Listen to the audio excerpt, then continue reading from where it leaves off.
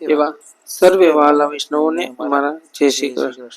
વૈષ્ણવો, આજે આપણે સત્સંગમાં સત્સંગ કરીશું કે જે ઉકાતાની વાર્તા છે। એમાં વાર્તા પહોંચ્યા છીએ એનો આજે આપણે સત્સંગ કરવાના છીએ। એ પહેલા સર્વ વૈષ્ણવને વિનંતી કે તમે અમારા દરરોજના સત્સંગના ગ્રુપમાં ન જોડાયા હોય તો અવશ્ય જોડાઈ જજો, જેથી તમને અમારો દરરોજનો જે સત્સંગ છે તે મળતો રહે।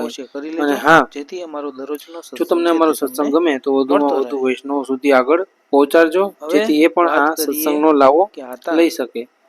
હવે શરૂ કરીએ ઉકાતાની વાર્તા। વાર્તા 64 માં નાનજી છે એ આતાને પાછો પ્રશ્ન પૂછે છે કે આતા, પરમ દિવસની વૈરાગની વાત તો તમે અધૂરી જ મૂકી દીધી, ઈ તો પૂરી કરો। એટલે આતાએ એમણે જવાબ આપ્યો, જ્ઞાન સુધીની તો વાત કરી હતી, હવે હું પૂરી કરી દઉં।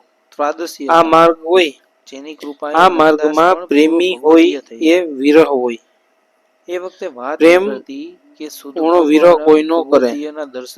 જેમ સંન્યાસી મૃગશાળા એટલે કે મૃગ ચર્મ રાખે ઈ પાથરે ને માથે બેસે, એટલું જ પણ પુષ્ટિ માર્ગમાં તો પ્રભુના વિરહમાં રૂવાડે રૂવાડા ઉભા થાય એવી મૃગશાળા પહેરે છે।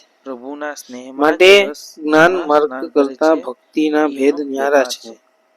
લુખા જ્ઞાનીને વાણી વિલાસી પુષ્ટિ માર્ગના તત્વોને ક્યાંથી સમજે?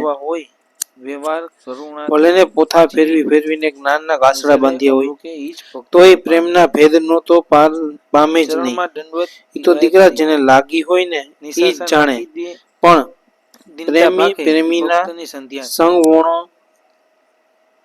શાસ્ત્ર વાચ્ય મળતો નથી। કાં તો ભગવાન કૃપા કરે ને કાં તો ગુરુ કે ભગવદીય મળે તો જ એવું કામ થાય। આ ખેલ તો ખરાખરીનો છે। એ માથા આટે છે કે કોરે માથું મુકાય ને કોરે પ્રેમ મુકાય, તયે પ્રેમ મળે। એમ સીધો હોત ને તો ગાંધીને હાથે બંધાઈ લઈ જાત। પ્રેમીને તો શરીરમાં ફક્ત હાડ માંસ જ હોય છે, રુધિરનું તો નામે ન હોય।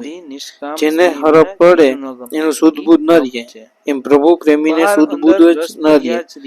પ્રેમના રૂપ બે ચાર હોય, ઈ તો એક રૂપ જ હોય। પ્રેમ તો અવિચળ રહેવો તો બહુ મુશ્કેલ છે। સ્વાર્થે હોય તો બેયનું બગડે, પોતાનું ને સામાનું। સ્વાર્થનો પ્રેમ હોય એઠો કહેવાય। આવા પ્રસંગ હું તને ઘણાય કહી ગયો છું, હવે તારે કઈ પૂછવું હોય તો પૂછ। આતાએ કહ્યું, હવે તારે કઈ પૂછવું હોય તો પૂછ। આ મેં તને પ્રેમની વાત કરી દીધી, વૈરાગની વાત કરી દીધી।